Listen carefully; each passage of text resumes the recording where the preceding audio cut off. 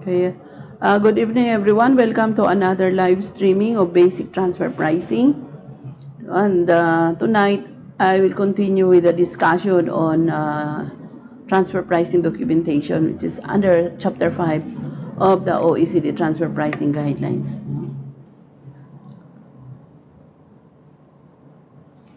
Okay. Before that, I would like to say thank you sa mga subscribers natin dito sa Basic Transfer Pricing. We have 245 subscribers. At sa ating tax training, meron po tayong 7,690 na ngayon, no?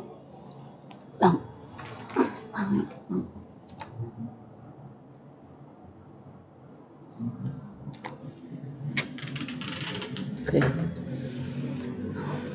Okay, so let's continue with our walang shout out, walang Wala pa kung nagpa-public ma'am, pero may viewers na po tayo na ma'am na 9 viewers. tingnan mo nga yung doon.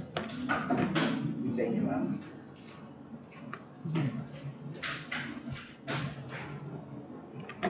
Okay, sige. So wala pa shout out. Let's continue with our tawag dito, with our discussions on documentation requirements, which is, sabi ko nga, this is the most important topic in transfer pricing because sino bang gagawa ng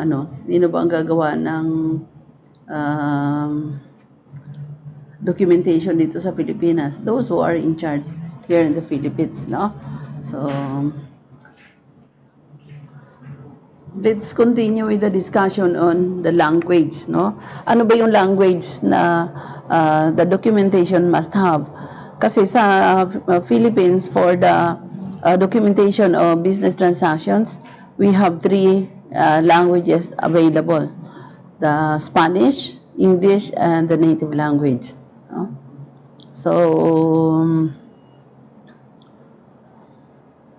for transfer pricing documentation, ang sabi dito, the necessity of providing documentation in local language may constitute a complicating factor with respect to transfer pricing compliance to the extent that substantial time and cost may be involved in translating documents. That's why mahirap kung native language, no? So, ang recommended ng OECD is that the language in which transfer pricing documentation should be submitted should be established under local laws, no?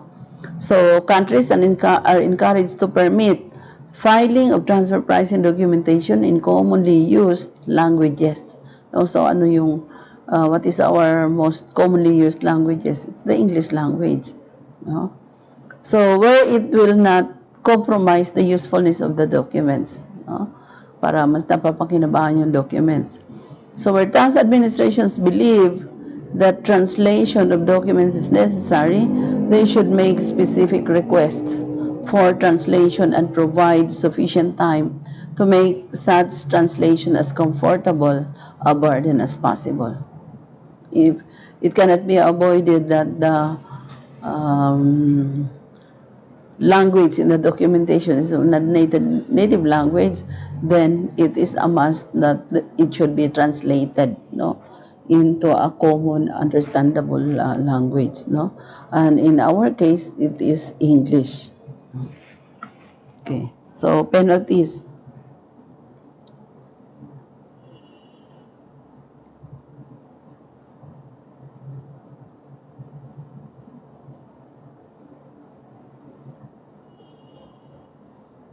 Okay.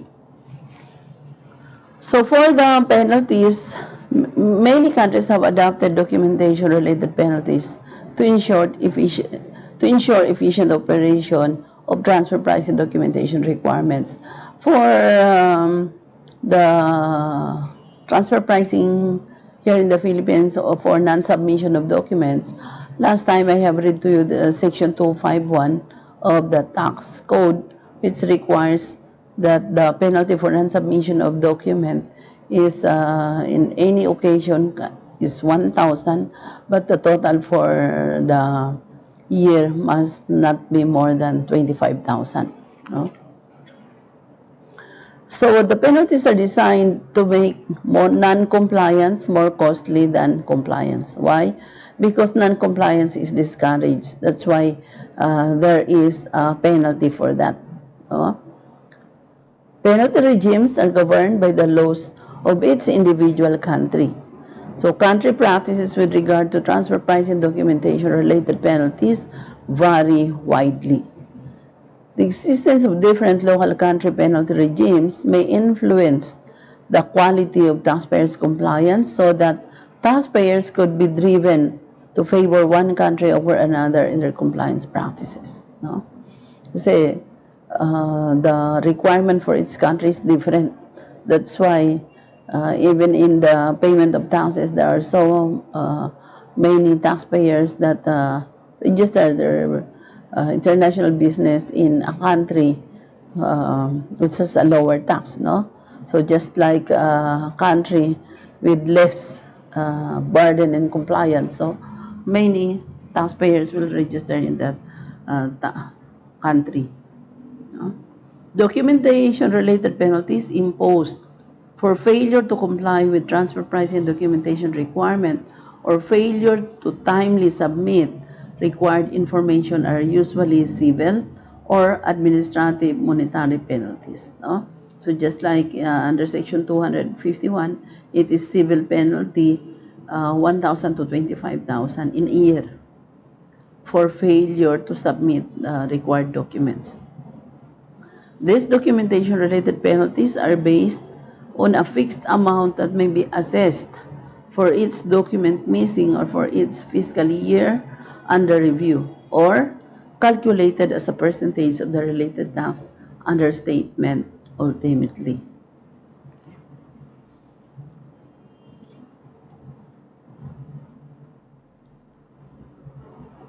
Ultimately determine a percentage of the related adjustment to the income or as a percentage of the amount of the cross-border transactions not documented. No?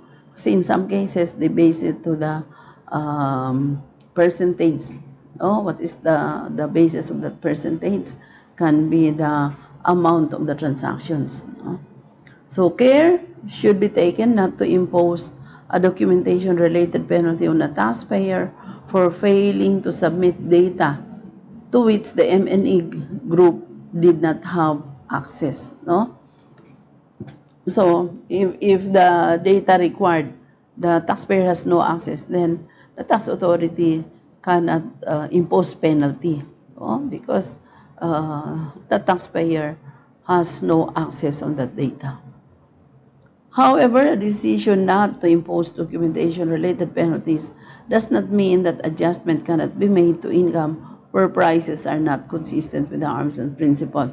No? So even if you will not be subjected to penalty for non-submission, but still you will not be spared from adjustment, the comparability adjustment, which somehow will result in the deficiency taxes.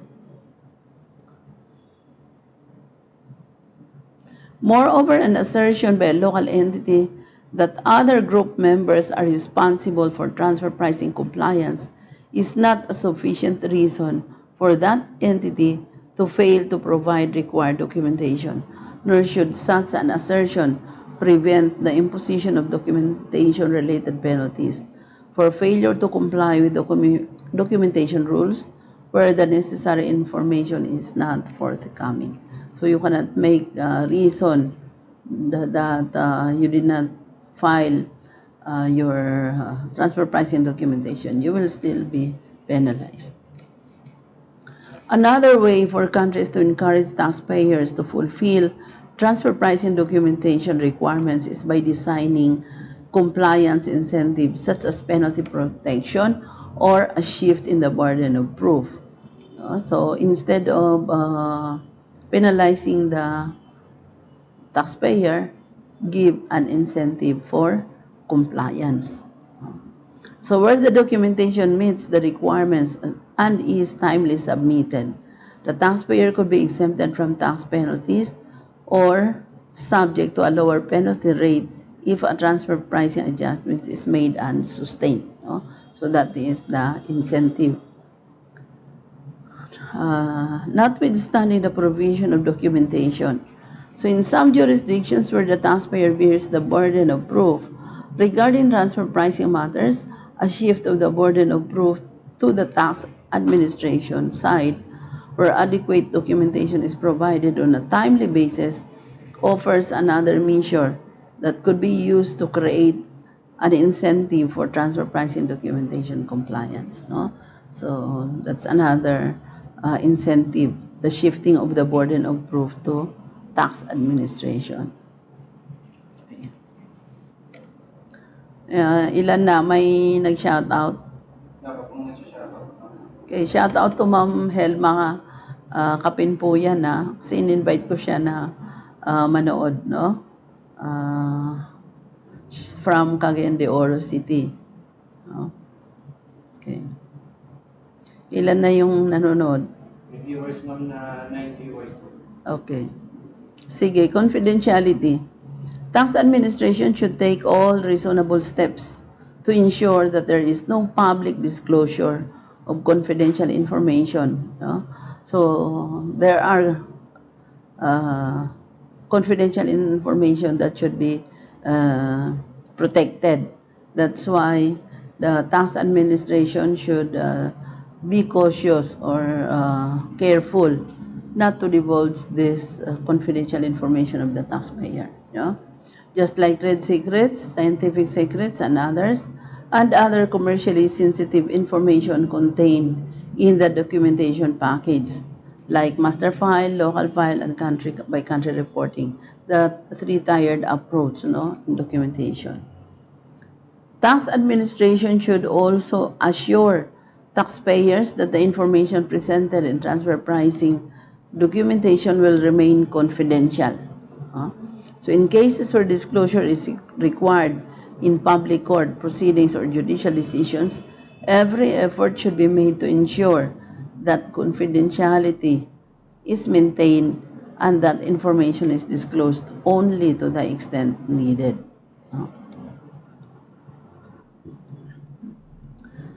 The OECD Guide Keeping It Safe 2012 on the protection of confidentiality of information exchanged for tax purposes provides guidance on the rules and practices that must be in place to ensure the confidentiality of tax information exchanged under exchange of information instruments. So the tax authority has the responsibility to keep the documents of the taxpayer submitted confidential. Other issues.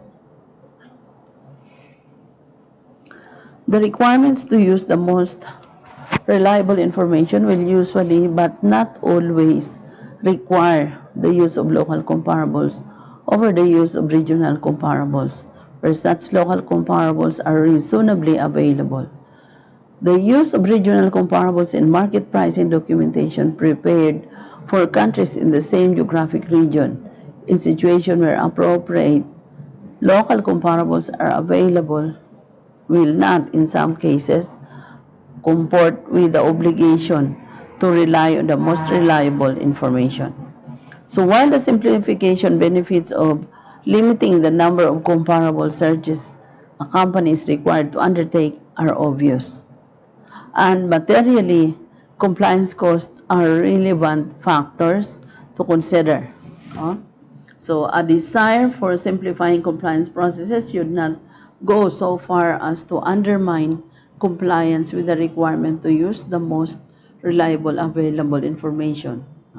See paragraph 1.112 to 1.113 on market differences and multi-country analysis for further detail of when local comparables are to be preferred. So sometimes when you do the transfer pricing study and you obtain comparables from other countries, So there are differences that should be adjusted. It is not recommended, particularly at the stage of transfer pricing risk assessment, to require that the transfer pricing documentation should be certified by an outside auditor or other third party. Similarly, mandatory use of consulting firms to prepare transfer pricing documentation is not recommended. No?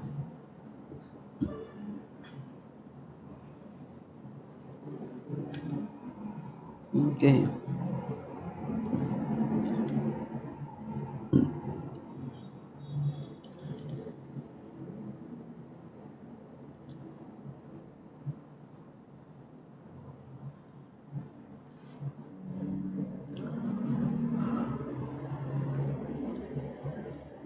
Okay. Implementation. It is essential that the guidance in this chapter, and in particular the country-by-country report, be implemented effectively and consistently. No?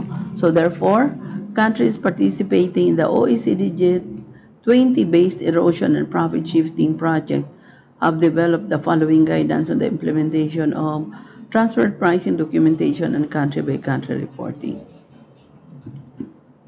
So we have here the master file and the local file. It is recommended that the master file and local file elements of the transfer pricing documentation standard be implemented through local country legislation or administrative procedures, and that the master file and local file be filed directly with the tax administrations in its relevant jurisdiction as required by those administrations. No? So, local file and master file. In its relevant jurisdiction as required by those administrations. Countries participating in the OECD or BIPS project agree that with regard to the local file and the master file, confidentiality and consistent use of standard contained in Annex 1 and Annex 2 to Chapter 5 of this guideline should be taken into account when introducing these elements in local country legislation or administrative procedure. So as promised, after that we have discussed this provision, we will go to the annexes, no? Because documentation is very crucial as part of your job. So we will discuss the documentary requirements. So country by country report, timing, when should the country by country reporting requirements start? So it is recommended that the first country by country reports be required to be filed for M&E fiscal years beginning on or after January 1, 2016. No? So ito yung umpisa, country by country reports. However, it is acknowledged that some jurisdictions may need time to follow the particular domestic legislative process in order to make necessary adjustment to the law in order to assist countries in preparing timely legislation model, legislation requiring ultimate parent entities of M&E groups to file the country-by-country report in their jurisdiction of residence has been developed. See Annex 4 to Chapter 5 of these guidelines. Jurisdictions will be able to adapt this model legislation to their own legal systems. Kasi nagkaroon ng local or domestic legislation for this country-by-country reports. Okay. See Annex 4 to Chapter 5 of these guidelines.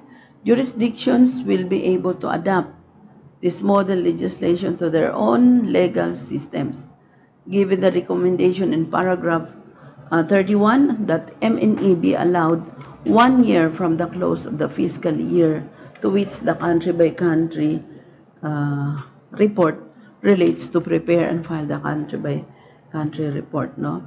So this recommendation means that the first country-by-country reports will be filed by 31 December 2017. No? So for M&Es with a fiscal year ending on a date other than December 31, the first country-by-country reports would be required to be filed later in 2018. No? So 12 months after the close of the relevant M&E fiscal year, and would report on the M&E group's first fiscal year, no?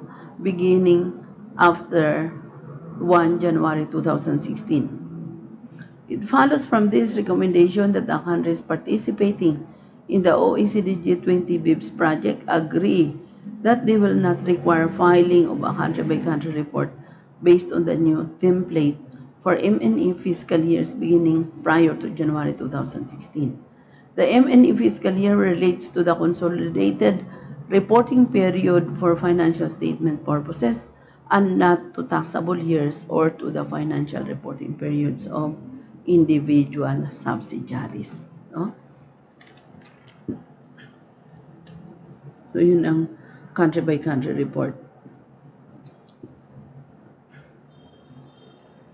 May shoutout? Wala pa. Wala pa pong siya nakakomment. Okay. So you can ask question no, about transfer pricing. But since we're talking of documentation, documentation is very important po. Excuse me. Which M&E group should be required to file the country-by-country report? No? It is recommended that all M&E groups be required to file the country-by-country report each year except as follows. No? So it is recommended that all M&E groups be required to file the country-by-country report each year except as follows.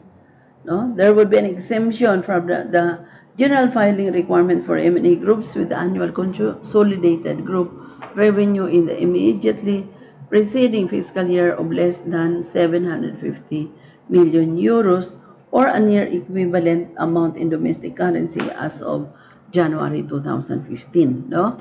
So yung euro 750 million na annual consolidated group revenues, sila yung sasubmit no, ng country-by-country report. So thus, for example, if an M&E that keeps its financial accounts on a calendar year basis has EU 625 million in consolidated group revenue for its 2015 calendar year, it would not be required to file the country-by-country report in any country with respect to its fiscal year ending December 31, 2016. Why? Kasi 625 million euro lang. Yung threshold nila is 750 million. No?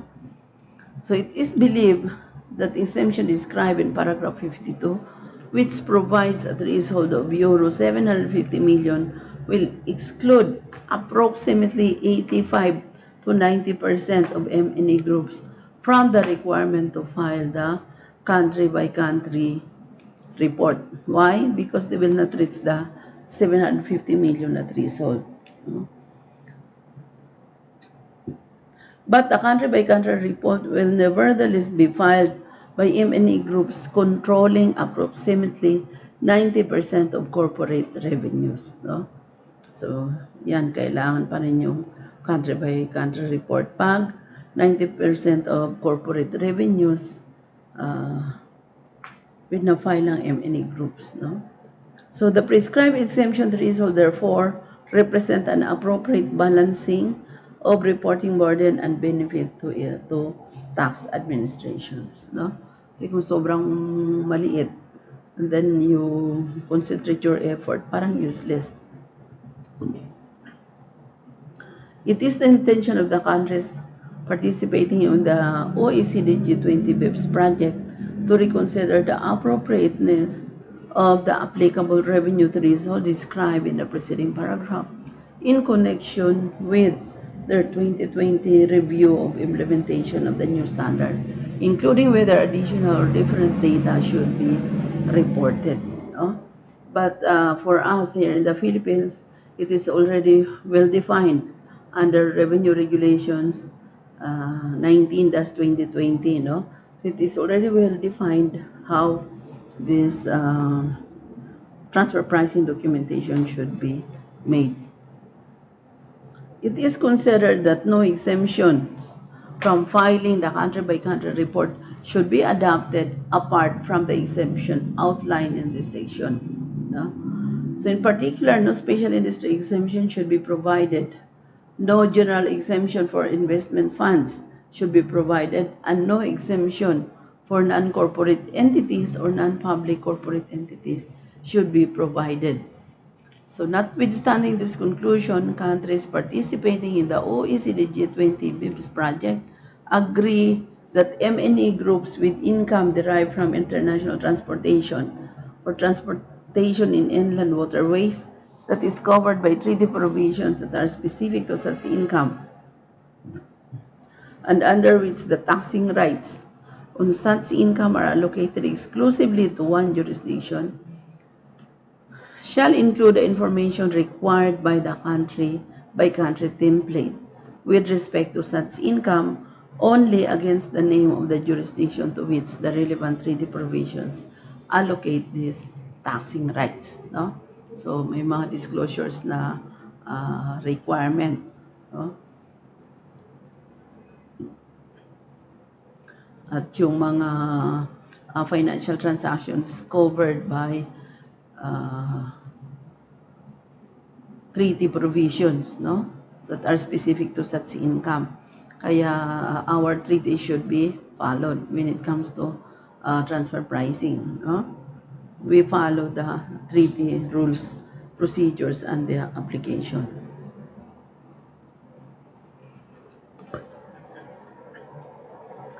Necessary conditions underpinning the obtaining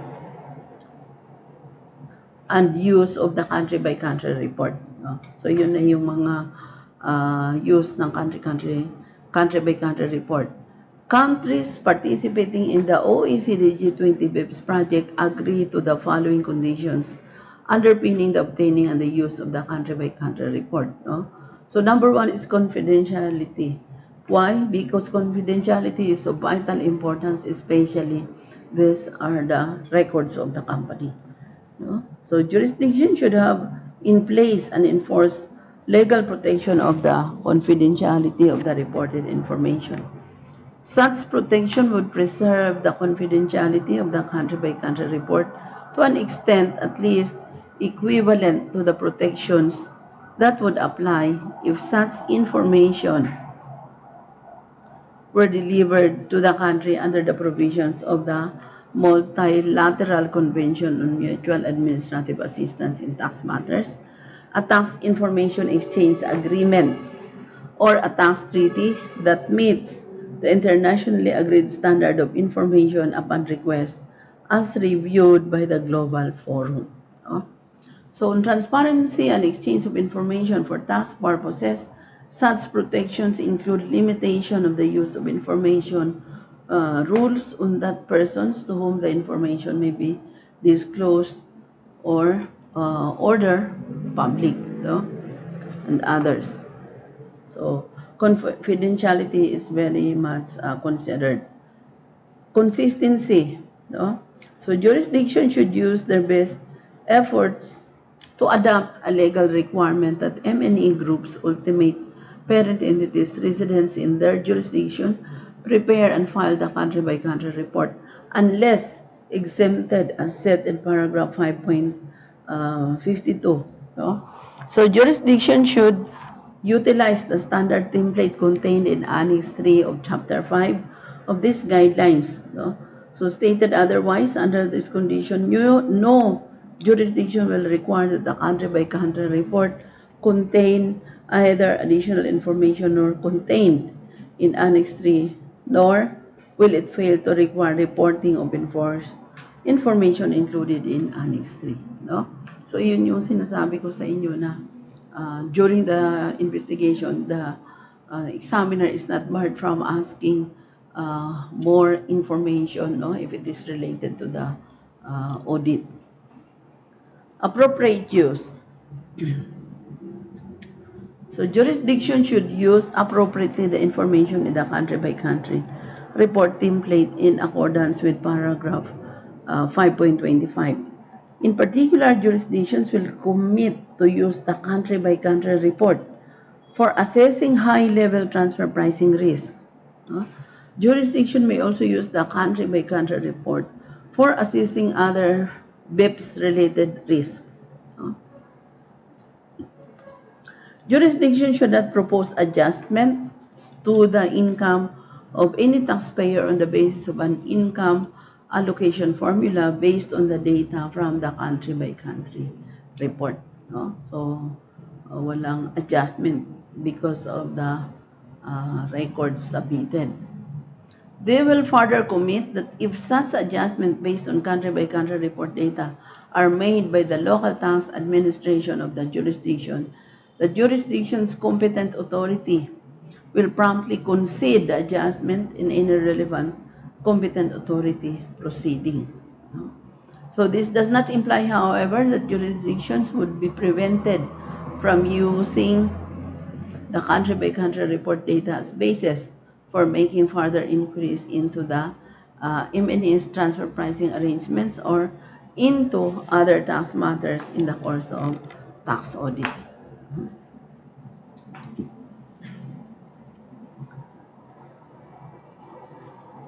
Ito naman po yung footnotes, no? So, access to mutual agreement procedure or MAP, yung mutual agreement procedure, will be available when the government-to-government exchange of the country-by-country reports is based on bilateral treaties. Ano yung bilateral? Between two or more parties. In cases where the international agreements on which the government-to-government exchanges of the country-by-country reports are based do not contain provisions providing access to MAP, countries commit to introducing in the competent authority agreement to be develop a mechanism for competent authority procedures to discuss with the aim of resolving case of undesirable economic outcomes, including if such case arise for individual business. So, ayan po yung footnotes natin on the mutual agreement procedure. So, what is the framework for government-to-government mechanism to exchange country-by-country reports and implementation? Okay. Because it can be that one party will requested for the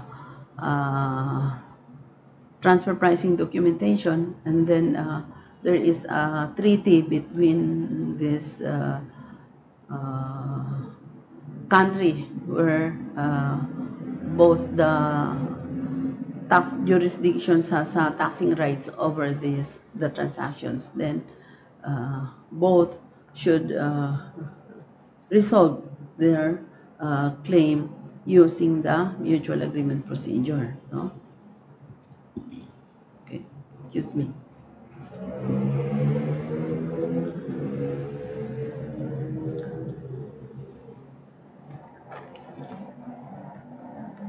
Okay. Sandali lang, Hari, 5 minutes break.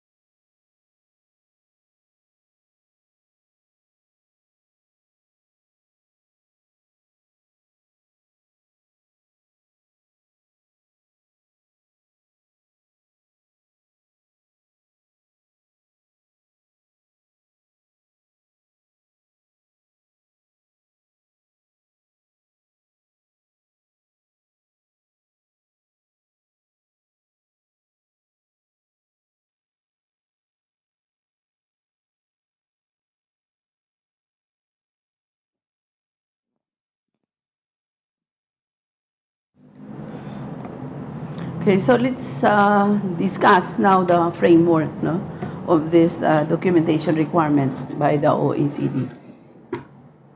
Excuse me.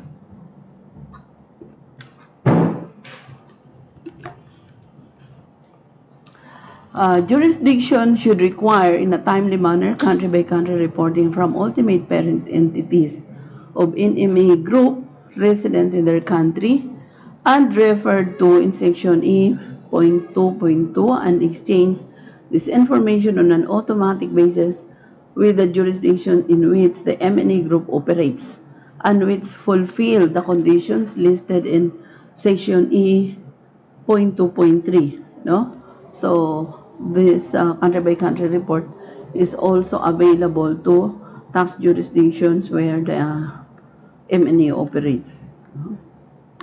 In case a jurisdiction fails to provide information to a jurisdiction fulfilling the conditions listed in section E.2.3, because A, it has not required country-by-country reporting from the ultimate parent entity of such M&A groups, or no competent authority agreement has been agreed in a timely manner under the current international agreements of that jurisdiction for the exchange of the country-by-country reports, or letter C, it has been established that there is a failure to exchange the information in practice with a jurisdiction after agreeing with that jurisdiction to do so.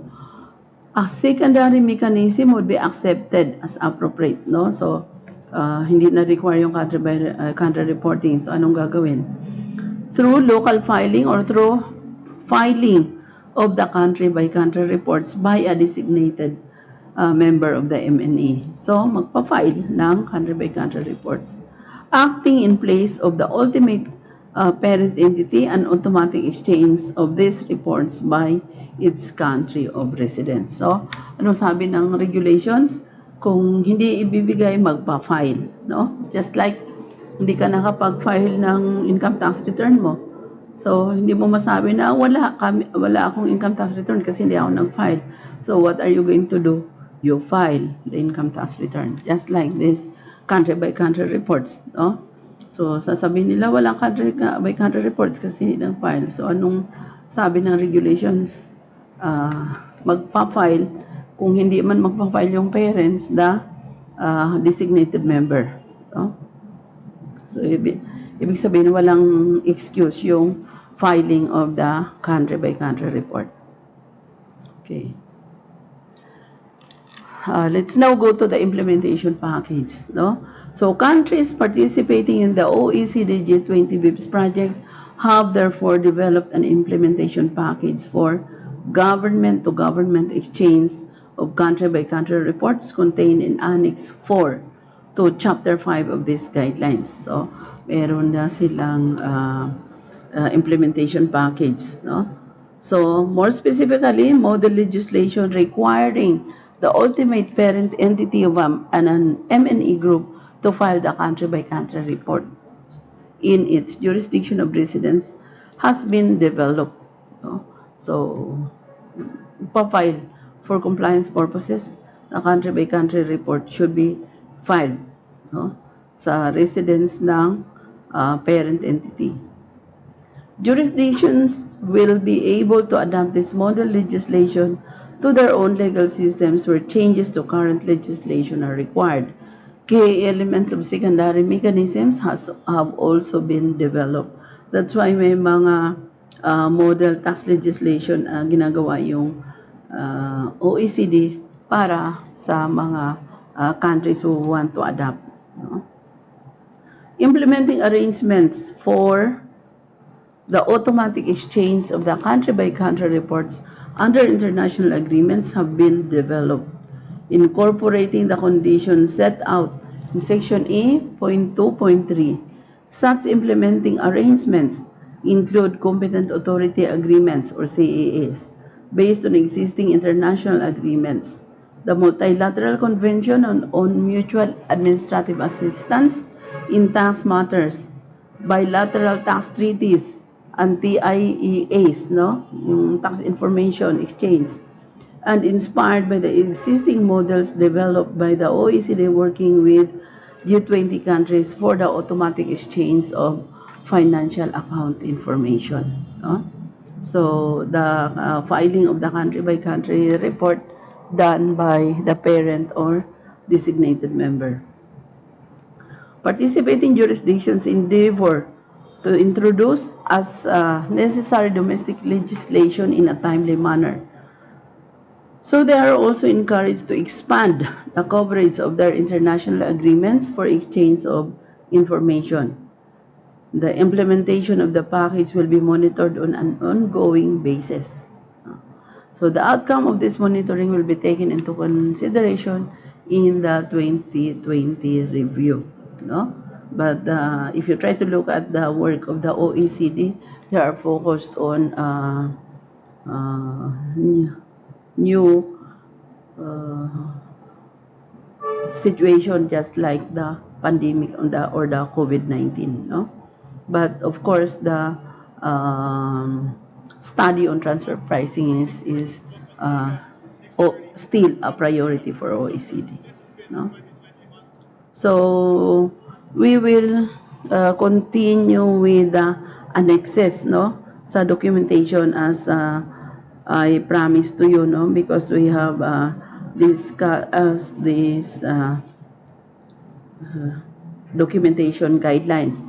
So before we proceed to the chapter 6, which is the special considerations for intangibles, which is also a very important topic, we will discuss the annexes to the documentation requirements. No?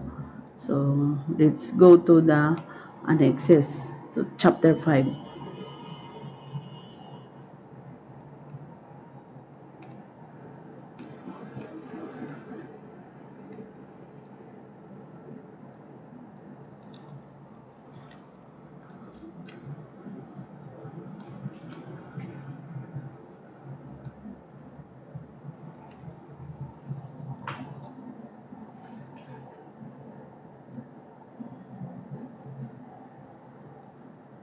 Annexes to chapter 7. Let's go to annexes to chapter 5.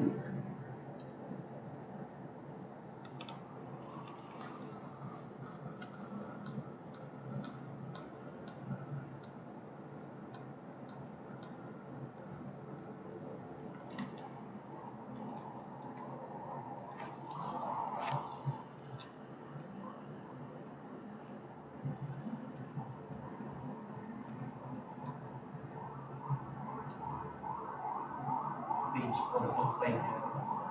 Ano? Page 425. 425.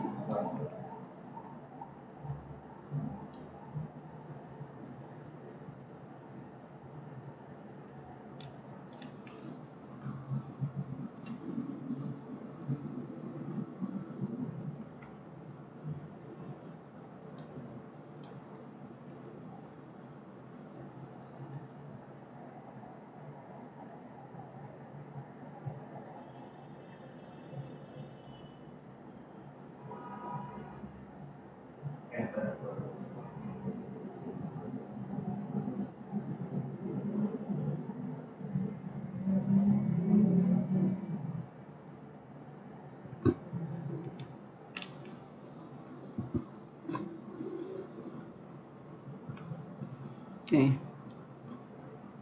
425. Oo, Annex 1 to chapter 2 yan. Talaga. Yung annex to chapter 5, yung sa documentation.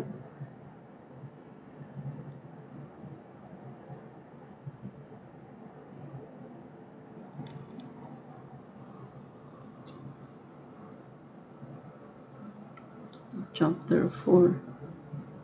Doon tayo sa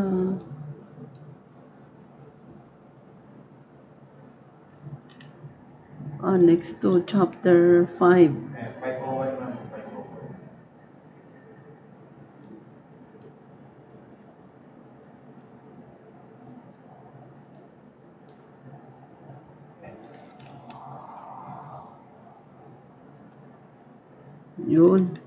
Annex 1 to chapter 5, which is the transfer pricing documentation master file, no? So yan yung discuss natin kasi Um,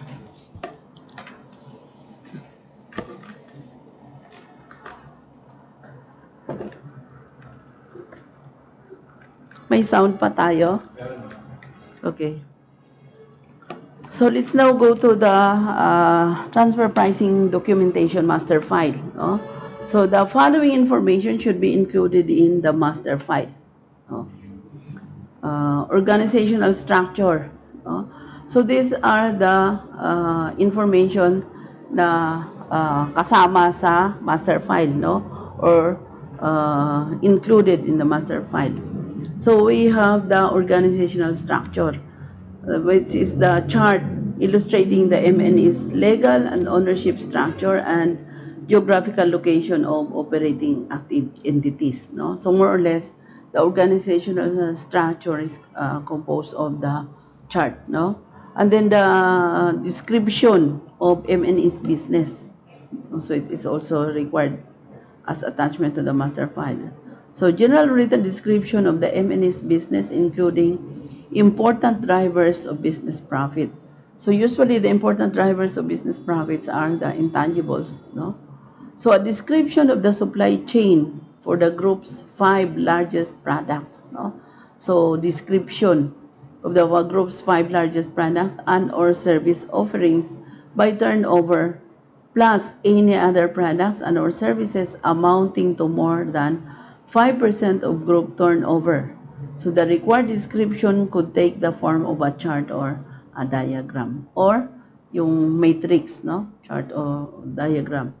A list and brief description of important service arrangements between members of the M&E group other than research and development, no? Services, including a description of the capabilities of the principal locations providing important services and transfer pricing policies for allocating services, cost, and determining prices to be paid for intra-group services. No? That's why if you are the one in charge, no, of the documentation requirements of your company, then you adhere to these guidelines para walang nawawala, para walang nakalimutan, no? Isa-isa ninyo itong mga description dito or requirements as provided in these guidelines. A description of the main geographic market for the group's products and services that are referred to in the second bullet point above. No? A brief written functional analysis, no? Describing the principal contributions to value creation by individual entities within the group. No? For instance, key functions performed, important risks assumed, and important assets used. And then a description of important business restructuring transactions if there are restructuring made during the year. No? Acquisitions and divestitures occurring during the fiscal year.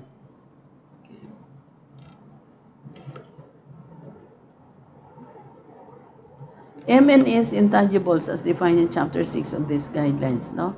Because after this documentation that we are discussing now, our next discussion will focus on the intangibles, which is Chapter 6 of these guidelines. No? Because there are so many issues on intangibles. M&S intangibles as defined in Chapter 6 of these guidelines. A general description of the M&E's overall strategy for the development, ownership, and exploitation of intangibles, no? Including location of principal research and development facilities and locations of R&D management. No?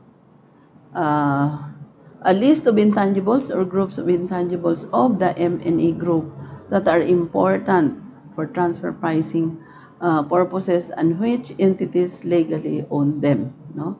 So those are the list of intangibles owned by the group and who is the related party that owns those intangibles. No?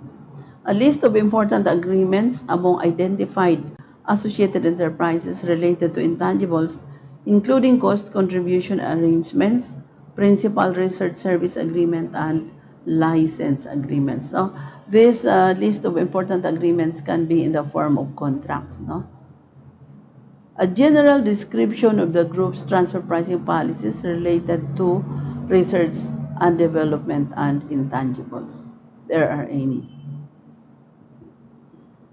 A general description of any important transfers of interest in intangibles among associated enterprises during the fiscal year concerned, including the entities, countries, and compensation involved. No? So para hindi kayo mawala, when you try to do the documentation, sundan nyo itong guidelines. No? Wala mong mawawala, wala makalimutan.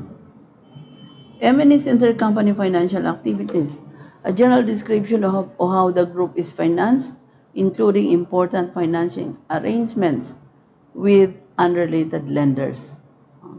So the identification of any members of the M&E group that provide a central financing function for the group, including the country under whose laws the entity is organized and the place of effective management of such entities.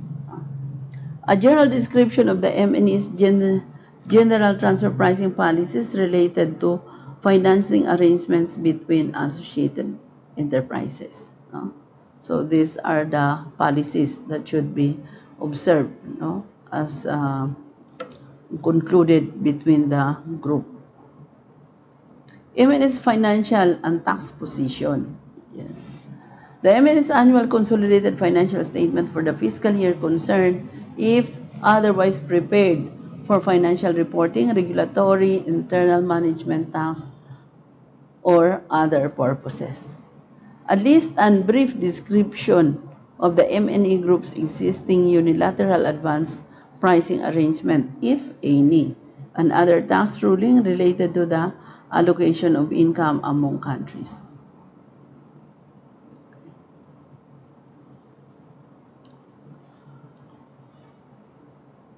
Okay, so that is the master file. Now let's go to Annex 2 of Chapter 5, which is the transfer pricing documentation, local file. No? Okay. So we'll do the local file. Usually, yung sa experience ko, no, the accountants here in the Philippines, if the subsidiary is located here, so the accountants, the accounting department are required to prepare the local file. So what are the information that should be included in the local file? We have the local entity, a description of the management structure of the local entity, a local organization chart, and a description of the individuals to whom local management reports, and the country or countries in which such individuals maintain their principal offices. Sandali lang, Hari. Na-email mo na ba yung case study sa kanila? Ako ma'am, na-email ko po. Santa. Okay, so nag-respond. Ako. Doon sa lahat, kahit na hindi yung, doon sa lahat na naka-register, Yes ma'am, sa lahat po yung 100. 100 plus. Okay, sige.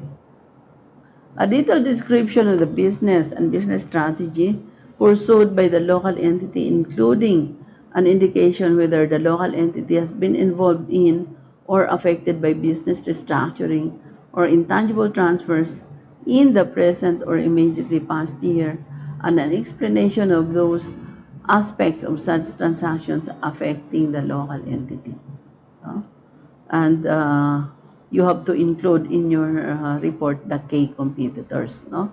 So who are your key competitors in the business? So you will know them because they are the same players in the market. No? And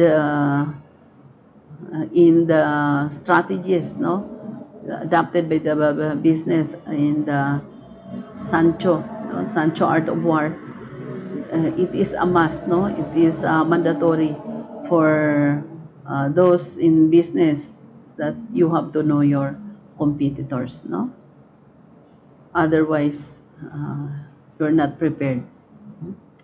Control transactions. For each material category of control transactions in which the entity is involved, provide the following information. So these are the information that you provide in the control transactions. So what are those control transactions? a description of the material control transactions, for instance, procurement of manufacturing services, purchase of goods, provision of services, loans, financial and performance guarantees, licenses of intangibles, and others, and the context in which such transactions take place. No? So you have to describe the amount of intra-group payment and receipts for each category of control transactions involving the local entity. No? So payment and receipts for product services, royalty, interest, broken down by tax jurisdiction of the foreign payer or recipient. No? So you have to include that also.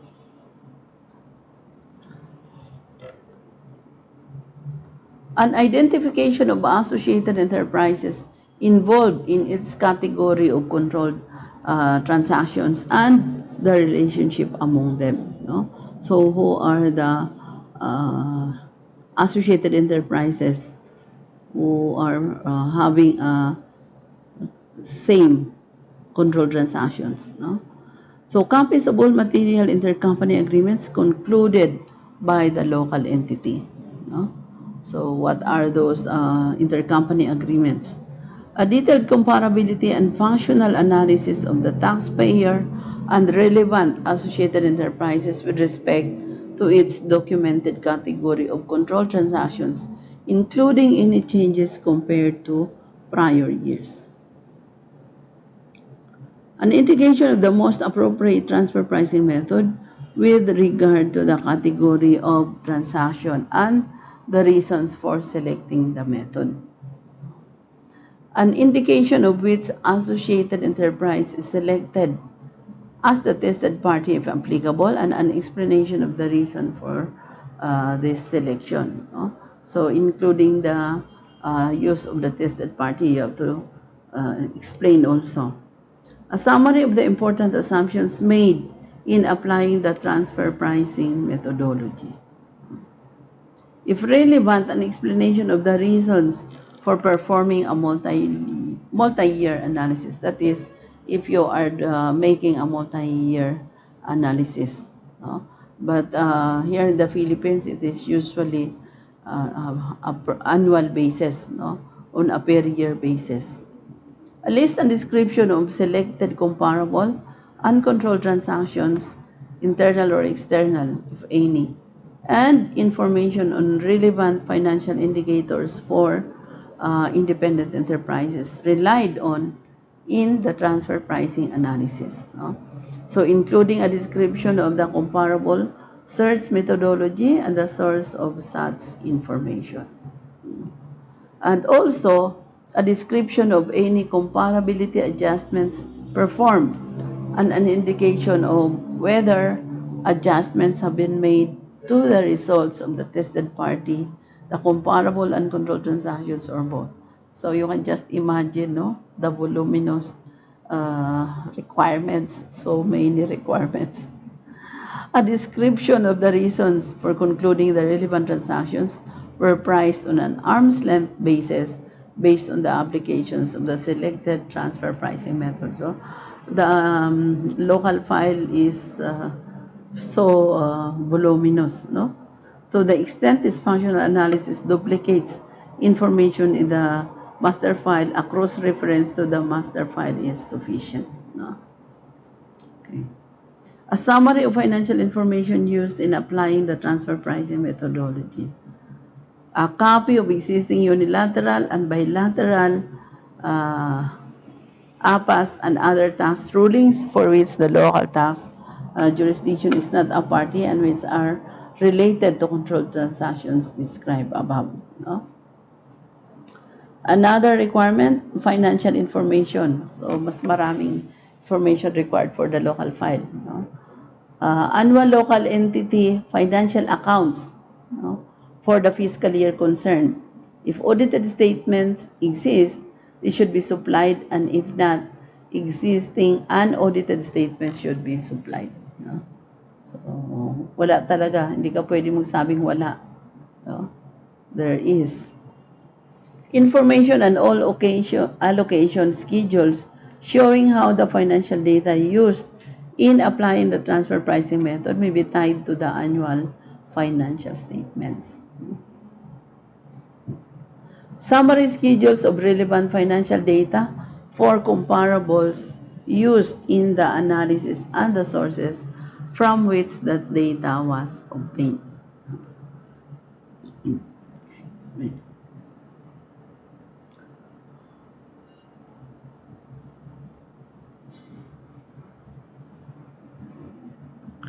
So yung next natin is the transfer pricing documentation, country by country report. So we're done with the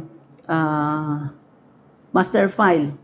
And then next is the local file, no? So the most, na pinakamarami is the local file. Now let's go to country by country report. Paano yan, hari nakatagilid? Hindi natin maano yan, no? But try to look at yung matrix for the country by country report, no? And then try to follow and supply the information required. So we have the tax jurisdiction, we have the unrelated party, the revenues from unrelated party, and also from the related party for the country by country report. And then we have the total. We have the profit and loss before income tax, and then the income tax paid on cash basis, no? And then we have the income tax accrued current year, the stated capital, the accumulated earnings, number of employees, tangible assets other than cash and cash equivalents, no? So more or less yan po yung required sa country by country report. And another, yung table 2, list of all the constituent entities of the M&E group, no? Indicated in its aggregate per tax jurisdiction. Okay. So, this is the matrix, no? So, we have the tax jurisdiction for the first column. And then we have the constituent entities, no? Resident in the tax jurisdiction. And then we have the tax jurisdiction of organization or incorporation if different from jurisdiction of residence. No? Okay. Then you have to select there the research and development, holding or managing intellectual property. We have the purchasing or procurement, manufacturing or production. So these are the functions, no? Okay.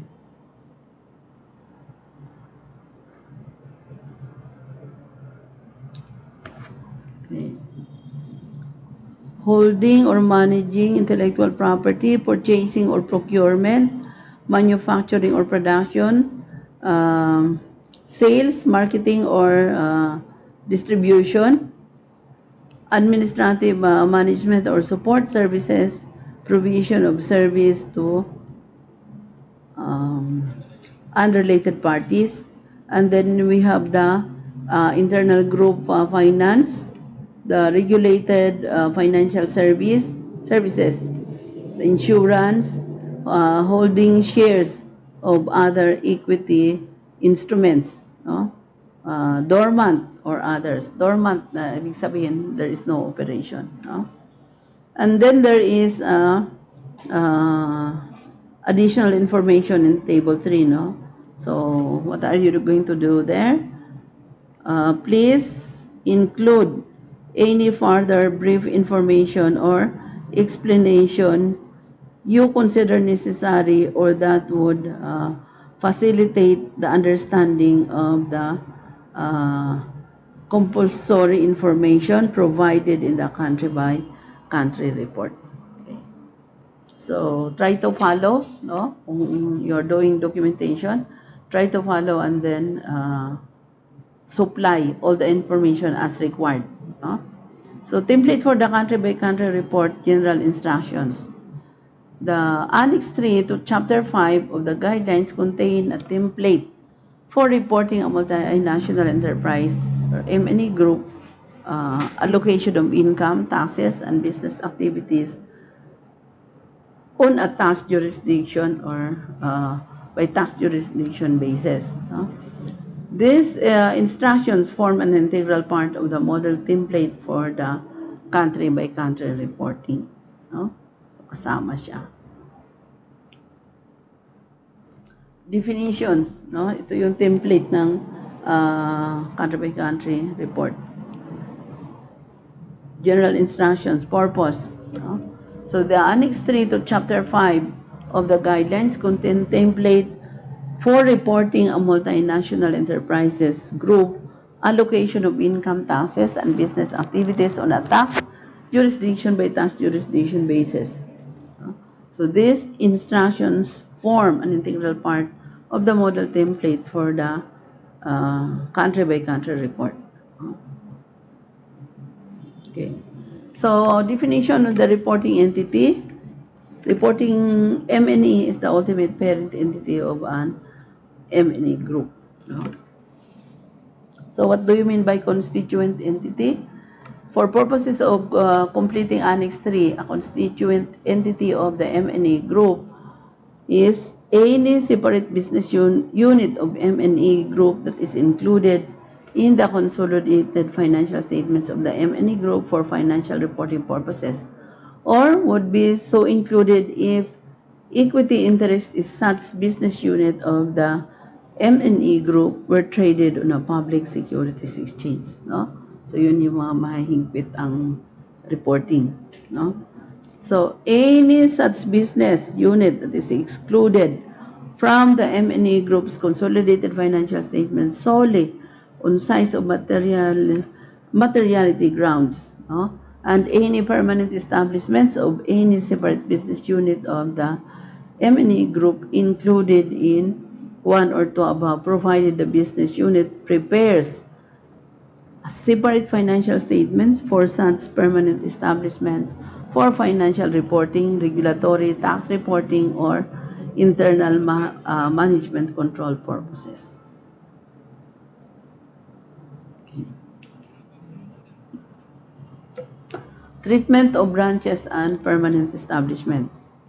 The permanent establishment data should be reported by reference to the tax jurisdiction in which it is situated and not by reference to the tax jurisdiction of residents of the business unit of which the permanent establishment is a part.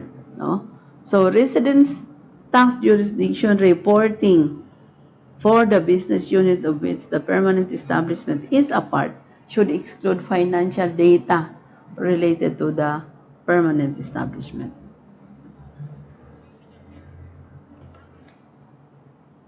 Okay, so ilan pa yung nanonood? Viewers, ma'am, na 10 po. Okay. So, let's now go to, dito pa rin tayo sa attachment, sa annexes pa rin to sa reports natin, country by country, at saka ito yung local files, no? So, consolidated financial statements. Okay.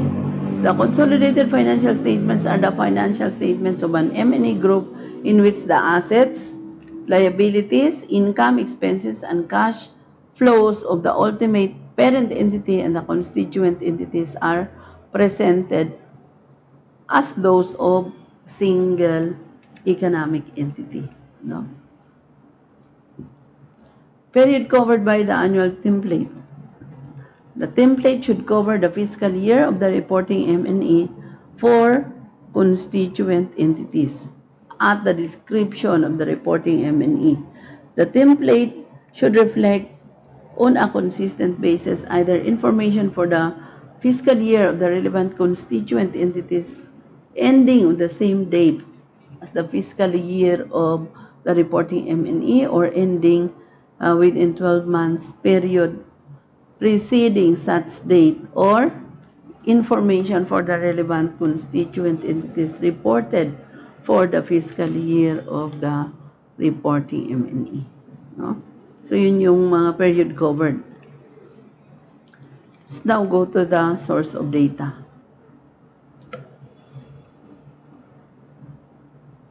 Okay. So, what are the sources of data?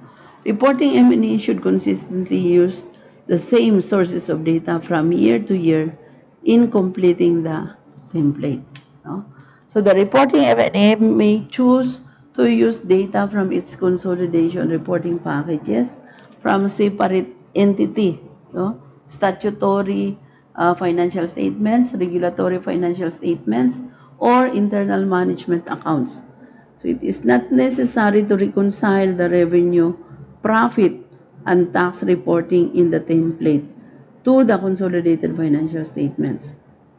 If statutory financial statements are used as the basis for reporting, all amounts should be translated to the stated functional currency of the reporting M&E at the average exchange rate for the year stated in the additional information section of the template. Adjustments need not be made, however, for differences in accounting principles applied from tax jurisdiction to tax jurisdiction. The reporting M&E should provide a brief description of the sources of data used in preparing the template in the additional information section of the template.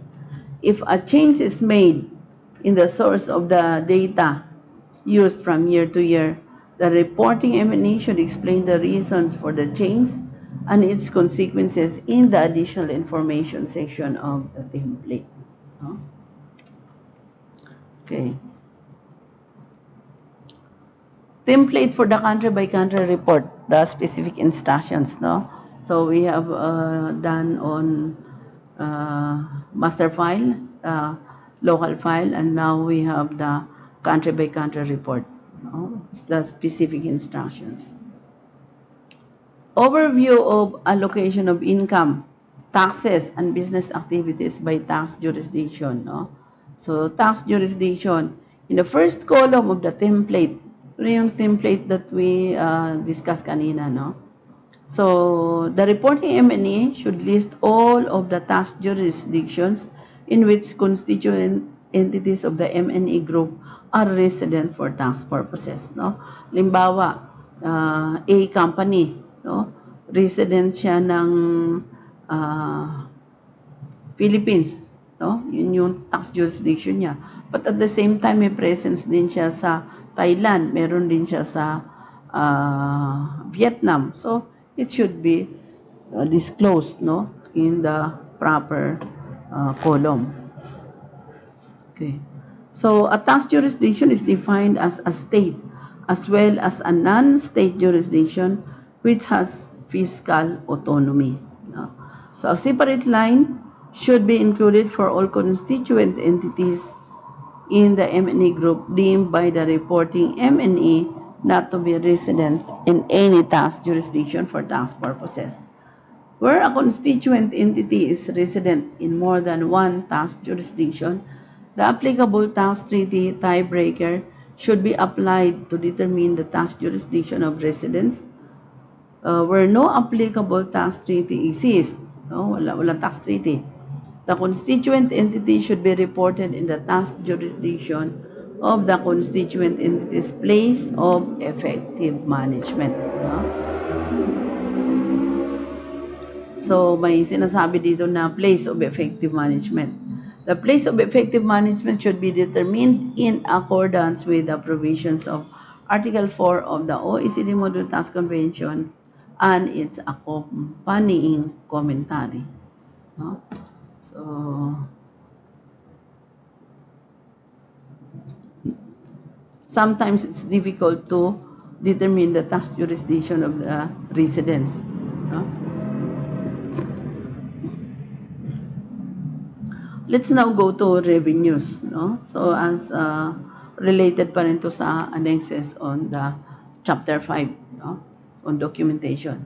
So in the 3 column of the template, under the heading revenues, no? So the reporting M&E should report the following information. the sum of revenues of all the constituent entities of the M&E group in the relevant tax jurisdiction generated from transactions with associated enterprises. The sum of revenues of all the constituent entities of the M&E group in the relevant tax jurisdiction generated from transactions with independent parties. And the total of 1 and 2. No? Revenue should include revenues from sales of inventory and properties, services, royalties, interest, premiums, and any other amounts. Revenue should exclude payments received from other constituent entities that are treated as dividends in the payer's tax jurisdiction. No? So, yun yung excluded, the payment. Profit or loss before income tax. In the fifth column of the template, the reporting M&E should report the sum of the profit or loss before income tax for all the constituent entities resident for tax purposes in the relevant tax jurisdiction. The profit or loss before income tax should include all extraordinary income and expense items. No? Income tax paid on cash basis. No? This is still under the column on the country-by-country report. So in the sixth column of the template, the reporting M&E should report the total amount of income tax actually paid during the relevant fiscal year by all the constituent entities resident for tax purposes in the relevant tax jurisdiction. So taxes paid should include cash taxes paid by the constituent entity to the residence tax jurisdiction and to all other tax jurisdictions. So lahat ng tax jurisdictions na may bayad ang constituent o yung member of the group.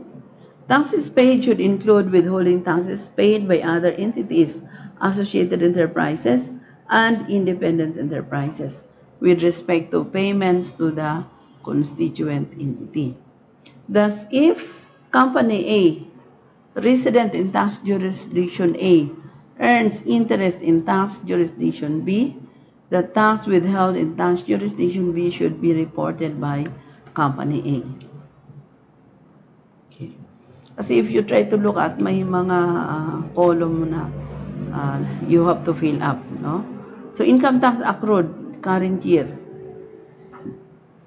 In the seventh column of the template, the reporting M&E should report the sum of the accrued current tax expense reported on taxable profits or losses of the year of reporting of all the constituent entities resident for tax purposes in the relevant tax jurisdiction. The current tax expense should reflect only operations in the current year and should not include deferred taxes or provisions for uncertain tax liabilities. No? We have the video on accounting for tax income taxes. No? So it is there, the current tax expense. No? Stated capital. In the eighth column of the template, the reporting M&E should report the sum of the stated capital of all the constituent entities resident for tax purposes in the relevant tax jurisdiction. So with regard to permanent establishments, the stated capital should be reported by the legal entity of which it is a permanent establishment unless there is a defined capital requirements in the permanent establishment tax jurisdiction for regulatory purposes. Yun yung stated capital. Okay. Accumulated earnings. No? So where can you find this data or information from your financial statements? Accumulated earnings in the ninth column of the template, the reporting M&E should report the sum of the total accumulated earnings of all the constituent entities resident for tax purposes in the relevant tax jurisdiction at the end of the year with regard to permanent establishments. Accumulated earnings should be reported by the legal entity of which it is a permanent establishment. You have to include also in the country by country report the number of employees. No? So in the 10th column of the template, the reporting M&E should report the total number of employees on a full-time equivalent basis of all the constituent entities resident for tax purposes in the relevant tax jurisdiction. So lahat ng mga full-time employees mo kasama mo din i-report. No? The number of employees may be reported as of the year end on the basis of average employment levels for the year or on any other basis consistently applied across tax jurisdictions and from year to year. For this purpose, independent contractors participating in the ordinary operating activities of the constituent entity may be reported as employees. No? So, independent contractors, pwede daw siyang i-treat na employee. Reasonable rounding or approximation of the number of employees is permissible, providing that such rounding or approximation does not materially distort the relative distribution of employees across the various tax jurisdictions. Consistent approaches should be applied from year to year and across entities. No? Okay. So, may nanonood pa? Okay. So, what are the tangible assets other than cash and cash equivalents that should also be disclosed in the country-by-country report? No? So, in the 11th column of the template, the reporting M&E should report the sum of the net book values of tangible assets of all the constituent entities resident for tax purposes in the relevant tax jurisdiction. So with regard to permanent establishment, assets should be reported by reference to the tax jurisdictions in which the permanent establishment is situated. Tangible assets for this purpose do not include cash or cash equivalents, intangibles, or financial assets. So, it is prescribed talaga, no? That for the tangible assets, excluding yung cash equivalent, intangibles, and financial assets. It's not included, no? On tangible assets. List of all the constituent entities of the M&E group included in its aggregation per tax jurisdiction under Table 2. No? So, constituent entities resident in tax jurisdiction, the reporting M&E should list on a tax jurisdiction by tax jurisdiction basis and by legal entity name all the constituent entities of the M&E group which are resident for tax purposes in the relevant tax jurisdiction. No? So as stated above, with regard to permanent establishment, ano ba yung permanent establishment? This is governed by Article 5 of the Model OECD Tax Convention. No? Permanent establishment should be listed by reference to the tax jurisdiction in which it is situated. The legal entity of which it is a permanent establishment should be noted. No? For instance, XYZ Corporation, tax jurisdiction, a permanent establishment. No? Okay. Tax jurisdiction of organization or incorporation if different from tax jurisdiction of residence. No? The reporting M&E should report the name of the tax jurisdiction under whose laws the constituent entity of the M&E is organized or incorporated if it is different from the tax jurisdiction of residence. No? Okay.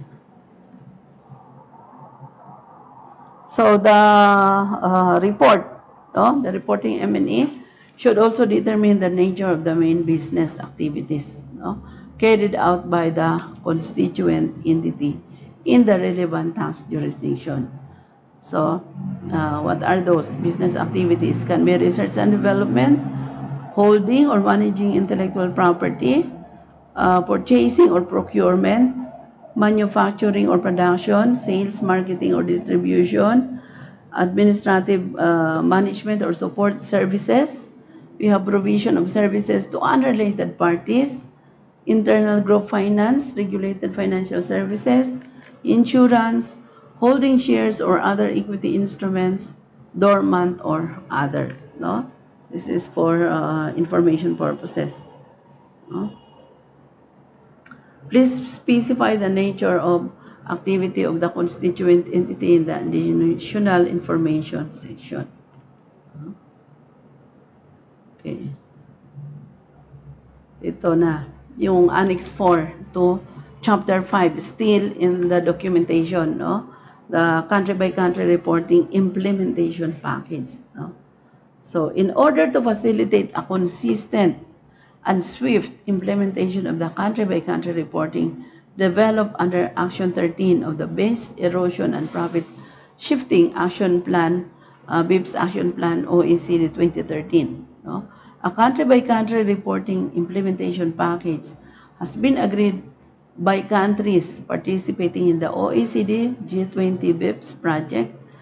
This implementation package consists of model legislation, which could be used by countries to require the ultimate parent entity of an MNE group to file the country-by-country reporting. No? Country-by-country report in its jurisdiction of residence, including backup filing requirements, and 3 model competent authority agreements that are to be used to facilitate implementation of the exchange country-by-country reports, respectively based on the Convention on Mutual Administrative Assistance in Tax Matters or bilateral tax conventions or tax information exchange agreement. No? So yun yung mga sources ng model, no? Agreements. It is recognized that developing countries may require support for the effective implementation of country-by-country reporting. So model legislation, the model legislation contained in the country-by-country reporting implementation package takes into account neither the constitutional law and legal system nor the structure and wording of the tax legislation of any particular jurisdiction. No? Jurisdictions will be able to adapt this model, no? Legislation to their own legal systems where changes to current legislation are required. No? So, competent authority agreement. The Convention on Mutual Administrative Assistance in Tax Matters, or the Convention, by virtue of its Article 6, requires the competent authorities of the parties to the Convention to mutually agree on the scope of the automatic exchange of information and the procedure to be complied with. No? So in the context of the common reporting standard, this requirement has been translated into a multilateral competent authority agreement which defines the scope, timing, procedures, and safeguards according to which the automatic exchange should take place. No? As the implementation of the automatic exchange of information by means of multilateral competent authority agreement in the context of the common reporting standard has proven both time and resource efficient. No? So it passed through the time constraint. The same approach could be used for the purpose of putting the automatic exchange of information in relation to country-by-country reports in place. So therefore, the multilateral competent authority agreement on the exchange of country-by-country reports, the CBC-MCAE, has been developed based on the convention and inspired by the multilateral competent authority agreement concluded in the context of the implementation of the common reporting standard. So in addition to further model competent authority agreements have been developed for exchanges of country-by-country reports. One for exchanges under double tax conventions and one for exchanges under tax information exchange agreement. No? So in line with paragraph 5 of the chapter 5 of these guidelines, one of the three objectives of transfer pricing documentation is to provide tax administrations with the information necessary to conduct an informed transfer pricing risk assessment. While paragraph 10 of chapter 5 of this guideline states that effective risk identification and assessment constitute an essential early stage in the process of selecting appropriate cases for transfer pricing audits. So this documentation will help in the risk assessment and subject taxpayers for potential transfer pricing audit. No?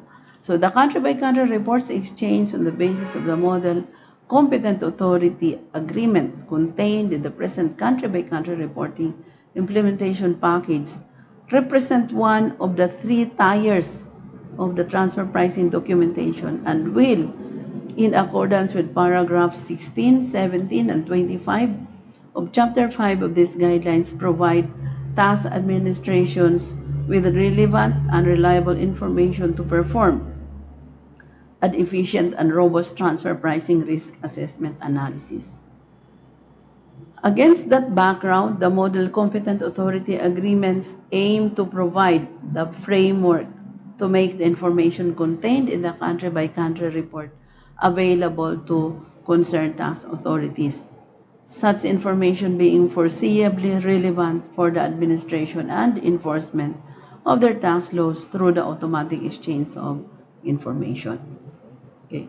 So the purpose of the CBC or country-by-country reporting MCAE is to set forth rules and procedures as may be necessary for competent authorities of jurisdictions implementing BEPS Action 13 to automatically exchange country-by-country reports, prepared by the reporting entity of an M&E group and filed on an annual basis with the tax authorities of the jurisdiction of tax residents of that entity, with the tax authorities of all jurisdictions in which the M&E group operates. For most provisions, the wording is substantially the same, no, as the text of the Multilateral Competent Authority Agreement for the purpose of exchanges under the Common Reporting Standard. Where appropriate, the wording has been complemented or amended to reflect the guidance on country-by-country reporting set out in Chapter 5 of these guidelines. As a next step, it is intended that an XML schema and related user guide will be developed with a view to accommodating the electronic exchange of country-by-country reports. So this is part of the global system already, no? That there is a XML schema, no, to accommodate electronic exchange of country-by-country reports, no? To hasten or to make fast the exchanging of information on country-by-country report. No? So these are the initiatives of the OECD. No? This is another model legislation related to country-by-country reporting. No? So these are the provisions of the country-by-country reporting legislation. No? So Article 1, definitions. For purposes of this title of the law, the following terms have the following meaning. No? The term group means a collection of enterprises related through ownership or control, such that it is either required to prepare consolidated financial statements for financial reporting purposes under applicable accounting principles, or would be so required if equity interest in any of the enterprises were traded on a public securities exchange. So why do we have to study this also? This is just a model legislation, but mind you, once the domestic legislation or the country adopted this and make this as a domestic legislation, then the accountants, the companies will be bound to follow. No? That's why it's very important that we know. So it's part of our action being proactive, no? That we have to study even the model legislation, no? Because somehow the model legislation will be consisting of the requirements that the taxpayer will soon follow and comply, no? So more or less we are prepared. The term M&E group means any group that includes two or more enterprises that tax residents for which is in different jurisdictions, no? So pag sinabi mong group, different jurisdictions yan kasi different countries, so different tax authorities. Or includes an enterprise that is resident for tax purposes in one jurisdiction and is subject to tax with respect to the business carried out through a permanent establishment in another jurisdiction and is not an excluded M&E group. Kasi pag excluded na siya, wala na siya sa group. No? The term excluded M&A group means with respect to any fiscal year of the group, a group having total consolidated group revenue of less than 750 million euros. Bakit? Because the threshold kanina na sinabi natin is 750 million euros. So, yung lower, hindi siya included.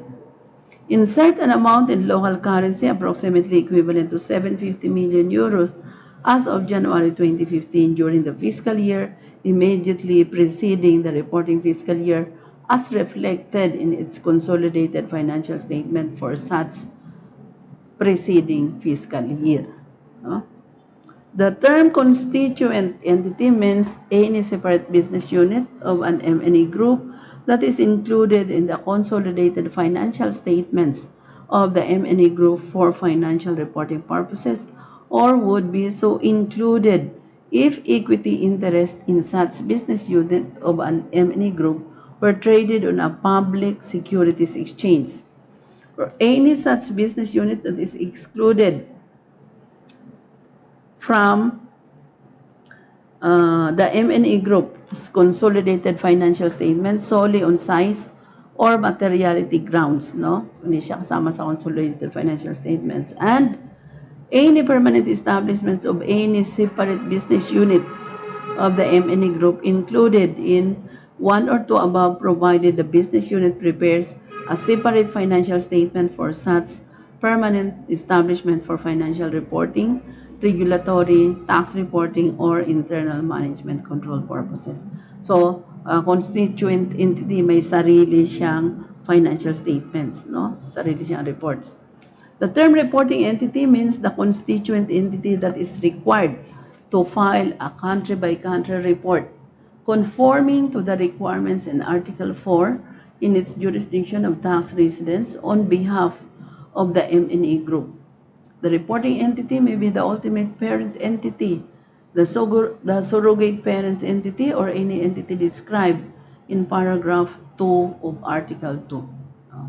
So the term ultimate parent entity means a constituent entity of an M&E group that meets the following criteria. So number 1, it owns directly or indirectly a sufficient interest in one or more other constituent entities of such M&E group such that it is required to prepare consolidated financial statements under accounting principles generally applied in its jurisdiction of tax residents or would be so required if its equity interest were traded on a public securities exchange in its jurisdiction of tax residents. And there is no other constituent entity of such M&E group that owns directly or indirectly an interest described in subsection I above in the first mentioned constituent entity. Ang dami, no? You will encounter some terms, no? The surrogate parent entity. Ano to mga surrogate parent entity? No? Iba pa yung parent, iba pa yung surrogate. Iba pa yung constituent, no? The term surrogate parent entity means one constituent entity of the M&E group that has been appointed by such M&E group as a sole substitute for the ultimate parent entity. So, ang surrogate parent is a substitute of the ultimate parent, no? So, or the what we call as the designated member. To file the country-by-country report in that constituent entity jurisdiction of tax residents on behalf of such M&A group. No? So when one or more of the conditions set out in subsection 2 of paragraph 2 of article 2 applies.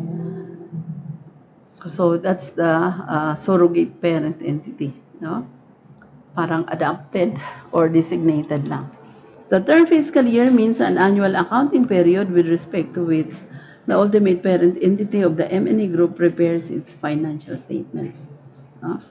The term reporting fiscal year means that fiscal year, the financial and operational results of which are reflected in the country-by-country report defined in Article 4. No?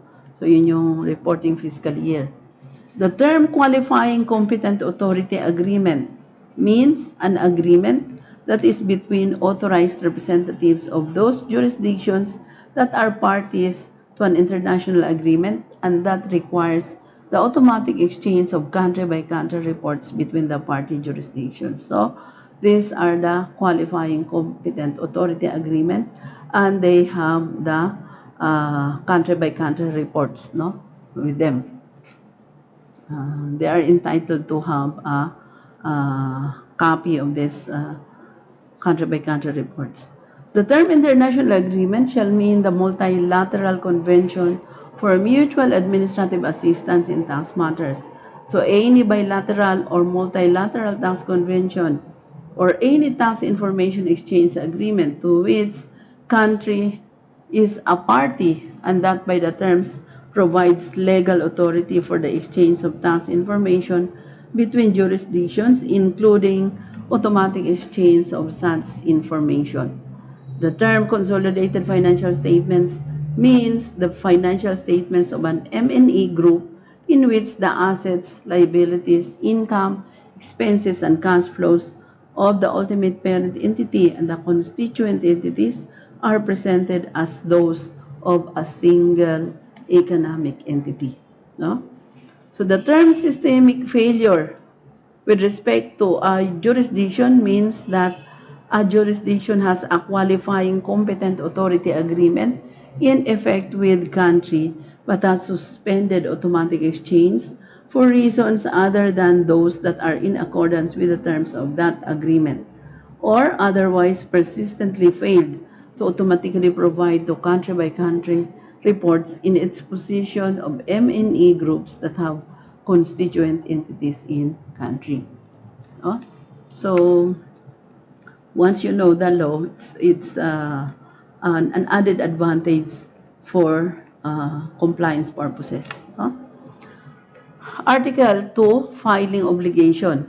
Each ultimate parent entity of an M&E group that is resident for tax purposes in country shall file a country-by-country report conforming to the requirements of Article 4 with the country tax administration with respect to its reporting fiscal year on or before the date specified in Article 5.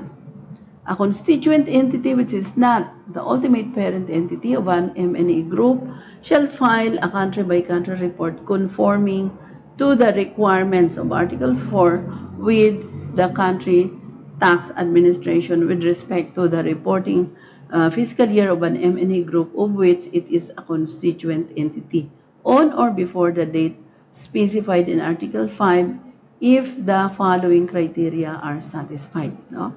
So the entity is resident for tax purposes in country and one of the following conditions applies.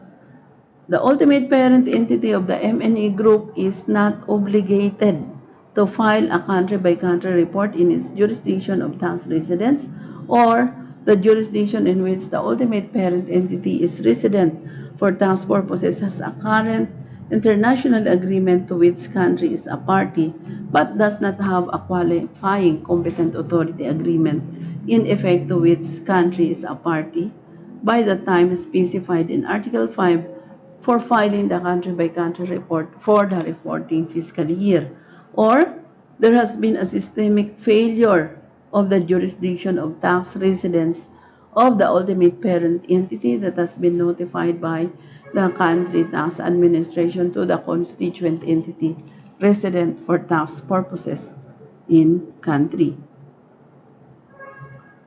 So where there are more than one constituent entities of the same M&E group that are resident for tax purposes in country and one or more of the conditions set out in subsection 2 above apply, the M&E group may designate one of such constituent entities to file the country-by-country report conforming to the requirements of Article 4 with country tax administration with respect to any reporting fiscal year on or before the date specified in Article 5 and to notify the country tax administration that the filing is intended to satisfy the filing requirement of all the constituent entities of such M&E group that are resident for tax purposes in country. So this is the provision, no, of the intended or the model legislation. Notwithstanding the provisions of paragraph 2 of this Article 2, when one or more of the conditions set out in subsection 2 of paragraph 2 of Article 2 apply, an entity described in paragraph 2 of this Article 2 shall not be required to file a country-by-country report with country tax administration with respect to any reporting fiscal year if the M&E group of which it is a constituent entity has made available a country-by-country report conforming to the requirements of Article 4 with respect to such fiscal year through a surrogate parent entity. So surrogate parent entity, the designated member, no, that files that country-by-country report with the tax authority of its jurisdiction of tax residence on or before the date specified in Article 5 and that satisfies the following conditions. So these are the conditions. A, the jurisdiction of tax residence of the surrogate parent entity requires filing of country-by-country reports conforming to the requirements of Article 4.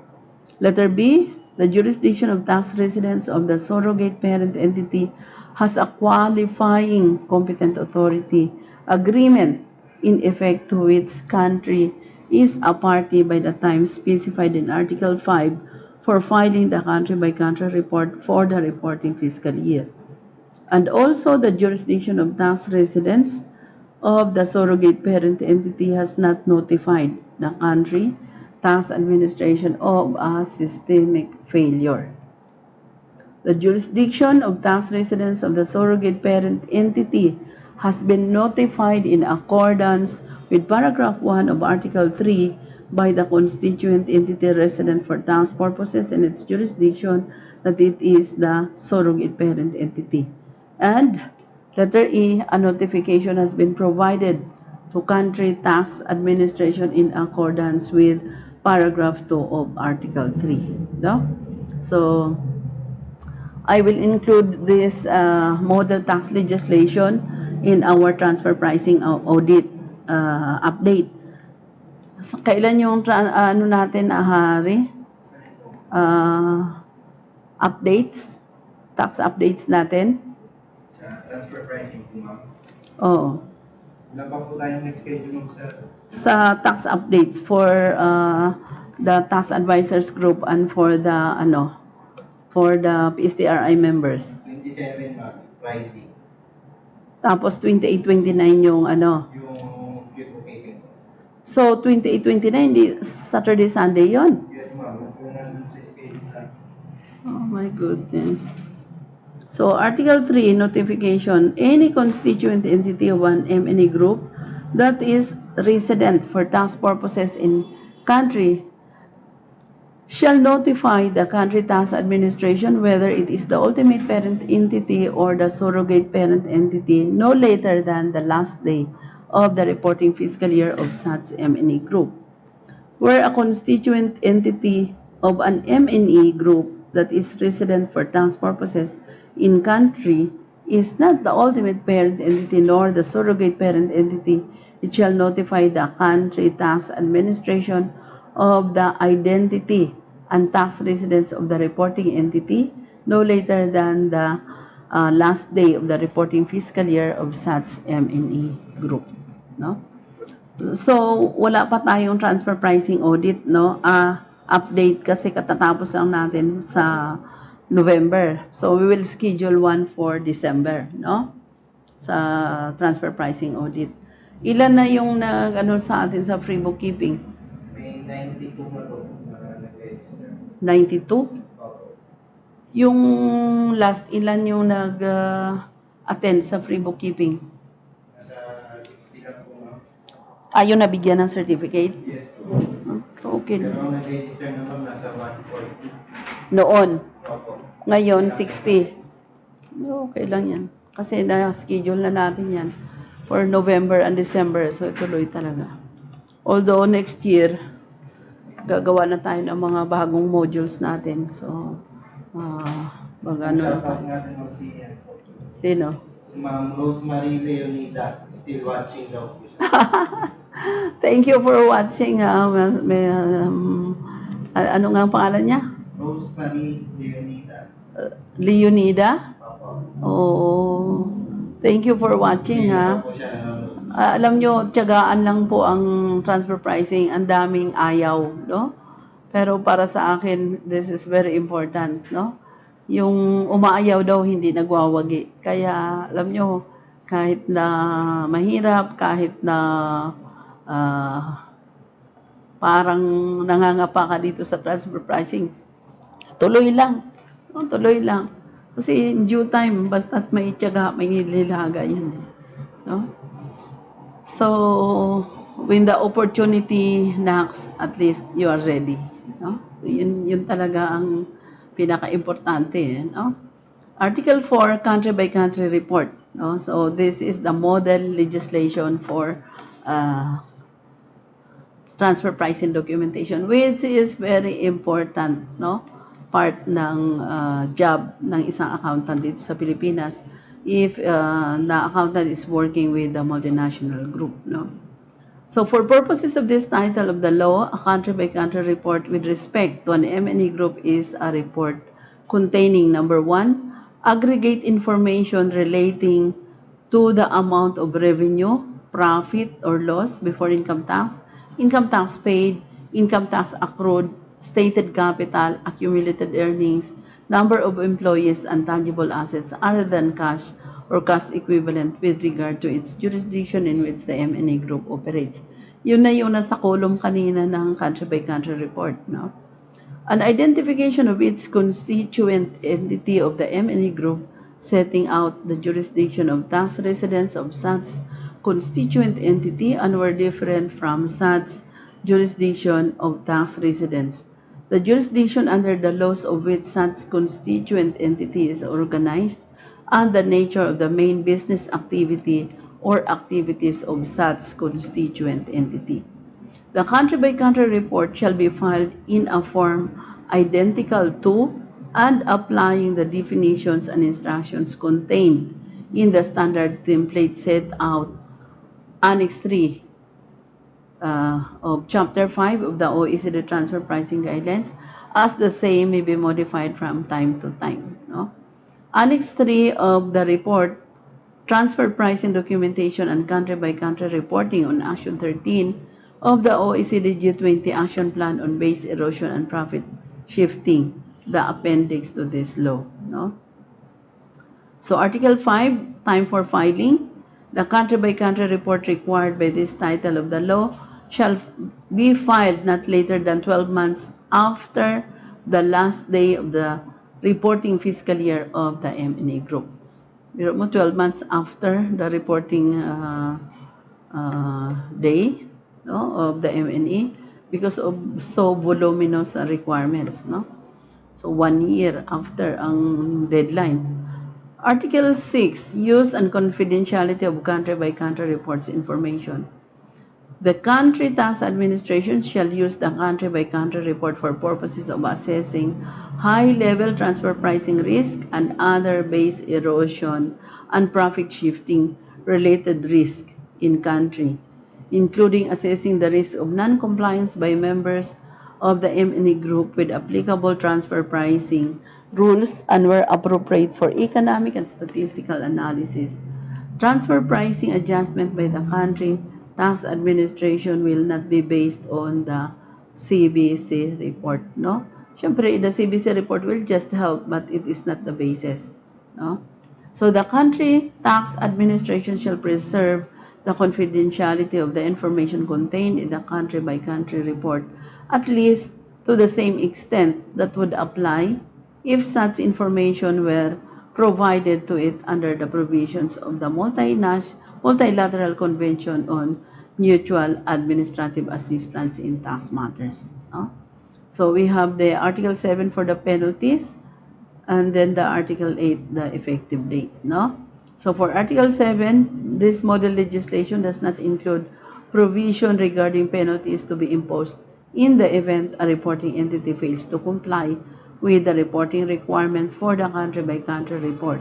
It is assumed that jurisdiction would wish to extend their existing transfer price and documentation penalty regime to the requirements to file the country-by-country report.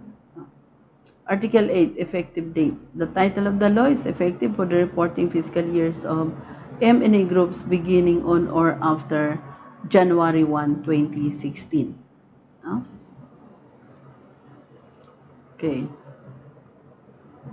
So there is another uh, multilateral competent authority agreement, on the exchange of country-by-country reports.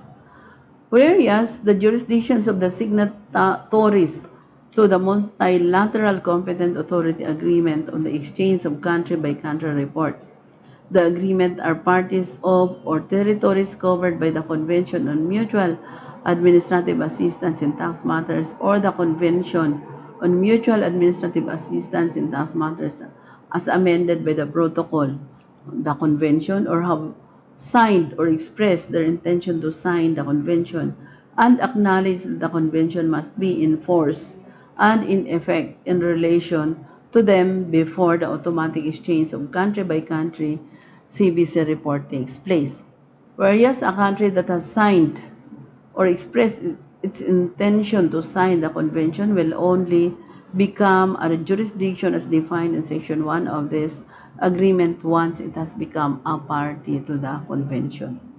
Whereas the jurisdiction's desire to increase international tax transparency and improve access of the respective tax authorities to information regarding the global allocation of the income, the taxes paid, and certain indicators of the location of economic activity among tax jurisdictions in which multinational enterprises group operate through the automatic exchange of annual CBC reports with a view to assessing high-level transfer pricing risk and other base erosion and profit shifting related risk, as well as for economic and statistical analysis where appropriate. Whereas the laws of the respective jurisdiction require or are expected to require the reporting entity of an M&A group to annually file a CBC report. Whereas the CBC report is intended to be part of a three-tiered structure, no? Sabi natin yung three-tiered documentation requirements, the CBC, country-by-country reporting, the master file, and the local file, no? Along with the global master file and the local file, which together represent a standardized approach to transfer pricing documentation, which will provide tax administrations with relevant and reliable information to perform an efficient and robust transfer pricing risk assessment analysis. Whereas Chapter 3 of the Convention authorizes the exchange of information for tax purposes, including the exchange of information on an automatic basis, and allows the competent authorities of the jurisdictions to agree on the scope and modalities of such automatic exchanges. Whereas Article 6 of the Convention provides that the two or more parties can mutually agree to exchange information automatically, albeit that the actual exchange of the information will take place on a bilateral basis between the competent authorities. No? Whereas the jurisdiction will have or are expected to have in place by the time the first exchange of CBC reports takes place. Appropriate safeguards to ensure that the information received pursuant to this agreement remains confidential and is used for the purposes of assessing high-level transfer pricing risk and other base erosion and profit shifting related risk, as well as for economic and statistical analysis where appropriate, in accordance with Section 5 of this agreement. The infrastructure for an effective exchange relationship, including established processes for ensuring timely, accurate, and confidential information exchanges, effective and reliable communications, and capabilities to promptly resolve questions and concerns about exchanges or requests for exchanges, and to administer the provision of Section 4 of this agreement and the necessary legislation to require reporting entities to file the CBC report. No? So the country-by-country reports is really required or encouraged that has to be filed. Whereas the jurisdictions are committed to discuss with the aim of resolving cases of undesirable economic outcomes, including for individual businesses, in accordance with paragraph 2 of Article 24 of the Convention, as well as paragraph 1 of Section 6 of this agreement. Whereas mutual agreement procedure, for instance, on the basis of a double tax convention concluded between the jurisdiction of the competent authorities, remain applicable in case where the CBC report has been exchanged on the basis of this agreement. Whereas the competent authority of the jurisdiction intend to conclude this agreement without prejudice to national legislative procedures, if any, and subject to the confidentiality and other protection provided for in the Convention, including the provisions limiting the use of the information exchanged thereunder. So now, therefore, the competent authorities have agreed as follows. No? So ito na yung agreement, no, ng mga tax jurisdiction. Section 1, definition. For the purposes of this agreement, the following terms have the following meaning. No? So the term jurisdiction means a country or a territory in respect of which the convention is in force and is in effect, no? Either through ratification, acceptance, or approval in accordance with Article 28, or through territorial extension in accordance with Article 29, and which is a signatory to this agreement. No? So yun yung jurisdiction, kasama siya sa agreement on the information. The term competent authority means for its respective jurisdiction, the persons and authorities listed in Annex B of the Convention. The term group means a collection of enterprises related through ownership or control such that it is either required to prepare consolidated financial statements for financial reporting purposes under applicable accounting principles, or would be so required if equity interest in any of the enterprises were traded on a public securities exchange.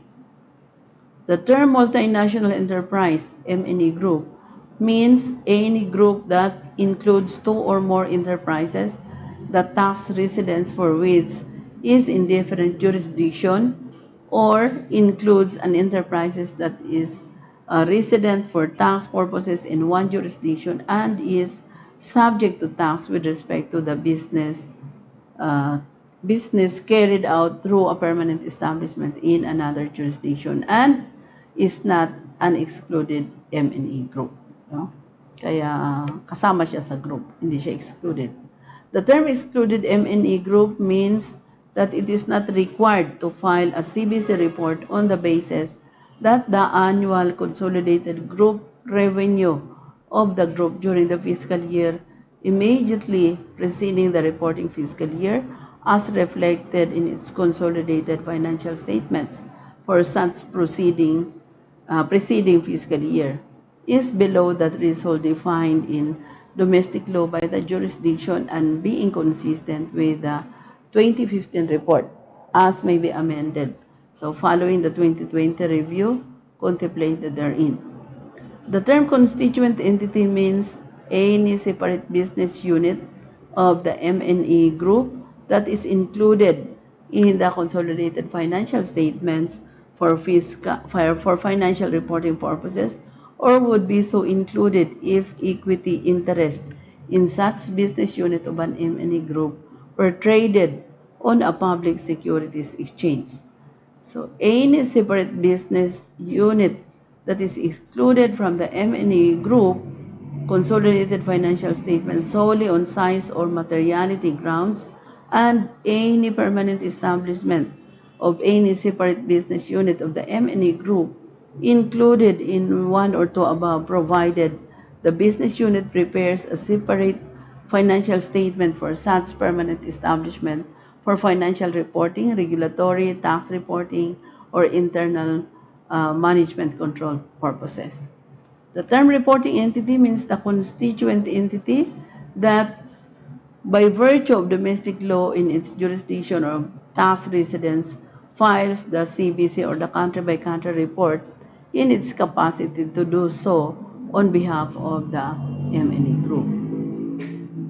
The CBC report means the country-by-country report to be filed annually by the reporting entity in accordance with the laws of its jurisdiction of tax resident and with the information required to be reported under such laws covering the items and reflecting the format set out in the 2015 report, as may be amended following the 2020 review contemplated therein.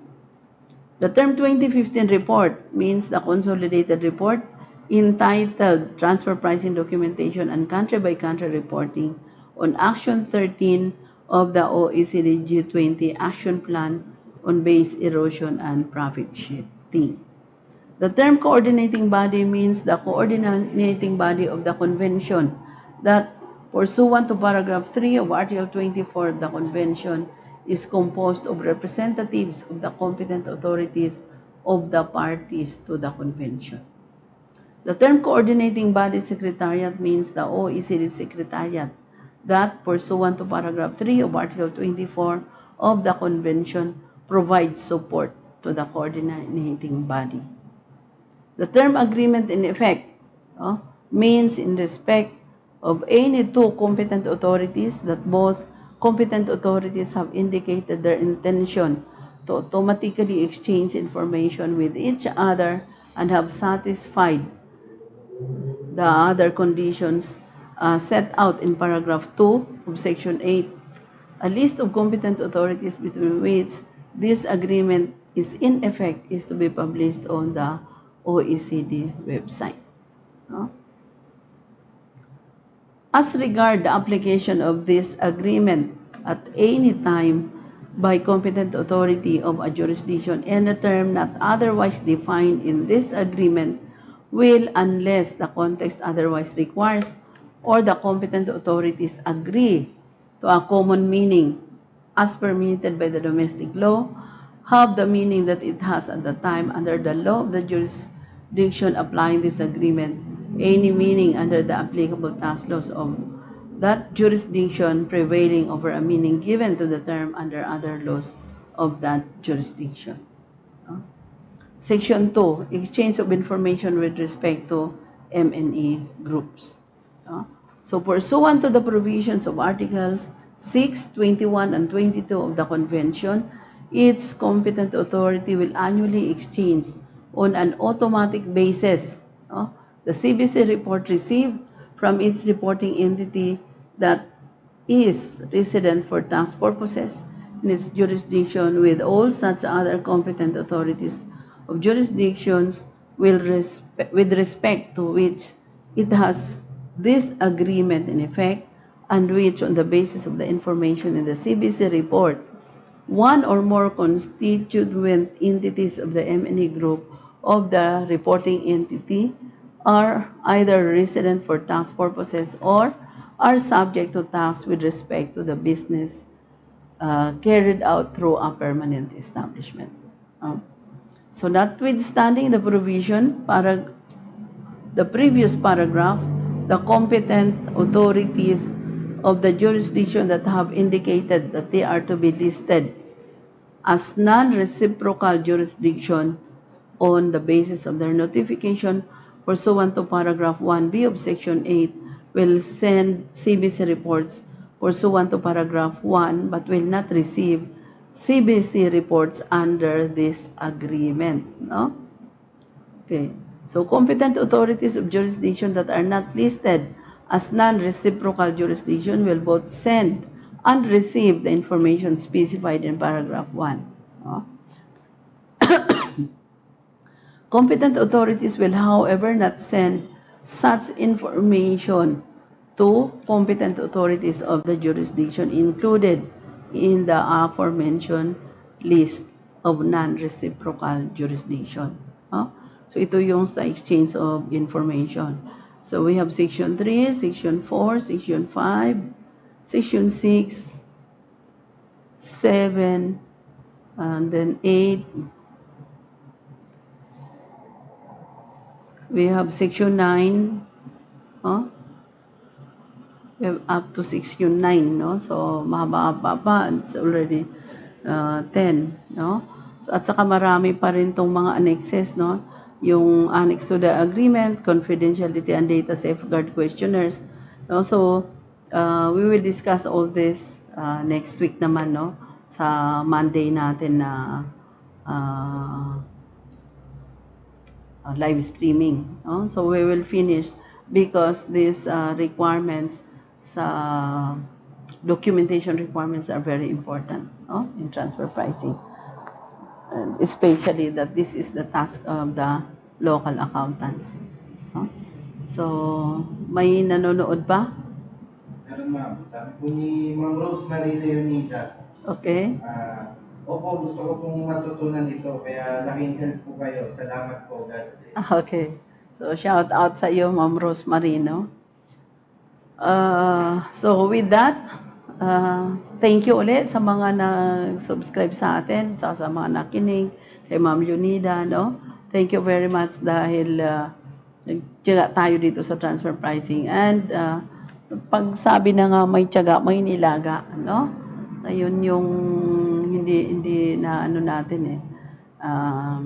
Hindi mo siya pwedeng sabihin na may ginagawa ka na maganda, then wala siyang ibabalik sa iyo na maganda. So, meron talaga yan. No? So, with that, I would like to say thank you and let's call it a night.